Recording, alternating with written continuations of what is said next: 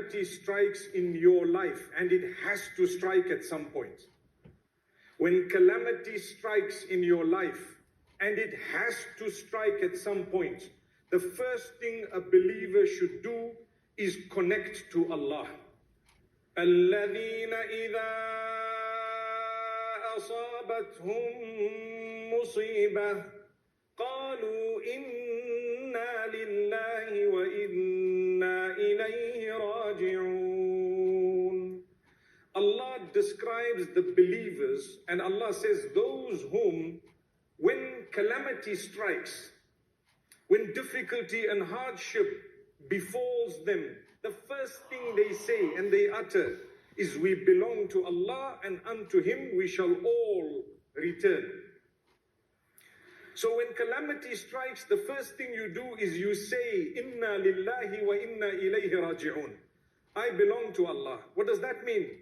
As a believer, the fact that you know you belong to your Maker, He made you, He has you here for a short time, and you are going to go back to Him, that will cushion whatever difficulty you are going through. Don't think that you won't have hardship in your life. Do not think that calamity shall not strike you. It has to strike you. If not today, then tomorrow. If it has not already struck, it is coming. And if it struck once, it may strike many times. And a lot of us have had it many times already. Guess what? It does not get any easier. It gets bigger, because that is the plan of Allah. He rewards you in a greater way as time passes. You think it was simple because you lost a child. Wait until you lose 3 or 4 one time. May Allah subhanahu wa ta'ala not test us with that. So when calamity strikes, we say we belong to Allah. We believe that we belong to Allah, because a believer is such that you don't just utter words, you believe them. I don't just say Inna Lillah, and I don't even know what I'm saying. You hear about the death of a person. Isn't that calamity striking from one angle? Yes, it is. What do you say? Inna Lillahi wa inna ilayhi raji'un. You know what Shaitan does? Shaitan makes us say that word as a spontaneous effect of having heard the news without thinking of the meaning of those words and what we are actually saying.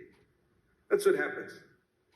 So that's why we are saying, my brothers, my sisters, think of it.